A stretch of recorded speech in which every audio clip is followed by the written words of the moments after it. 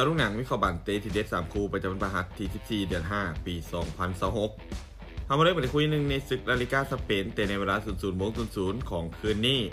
การพบกันระหว่างวาเลนเซียอันดับ12มี42คะแนนจะเปิดบ้านต้อนรับการมาเยือนของลาโยบายเยกาโนอันดับ10มี43คะแนนวาเลนเซียเจ้าบ้านประกอบมีฟอร์มการเล่นช่วงหลังที่ยังไม่ค่อยนิ่งมีชนะแพ้สลับกันแต่การเล่นในบ้านของพวกเขายังถือว่าใช้ได้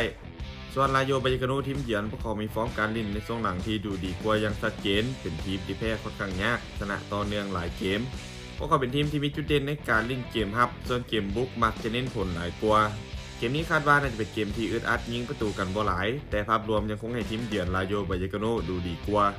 การคาดการณ์สกอร์ที่น่าจะเกิดขึ้นลาโยบายเยกาโนจะบุกมาเยือนเอาชนะวาเลนเซียไปด้วยสกอร์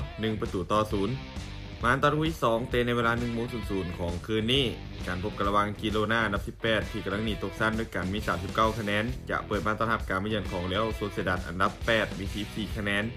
กิโลนาเจ้าบ้านประกอบไปฟอร์มการเล่นช่วงหลังที่ค่อนข้างแผ่วแพ้หลายเกมรับของทีมยังคงมีปัญหาส่วนเรอัลโซเซดัดทีมเยือนประกอบไปฟอร์มการเล่นช่วงหลังที่ถือว่าดูดีกว่าโดยเฉพาะเกมบุกที่มีค่าเฉลี่ยในการยิงประตูอยู่ที่ 1.5 ประตูต่อเกม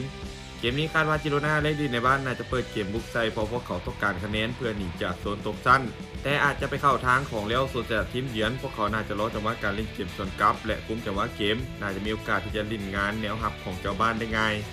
การคาดการณ์สกอร์ที่น่าจะเกิดขึ้นเรอัลโซเซดัดจะบุกมาเฉือนเอาชนะจิโรนาไปด้วยสกอร์2-1มาตอนคู่ที่3เตะในเวลา 2:30 ของคืนนี้การพบกันระหว่างลาซันชุดขาวและมาดริดของจากฝูมี77คะแนนจะเปิดบ้านต้อนรับการมาเยือนของอูเบียโดอันดับป่วยมี29คะแนน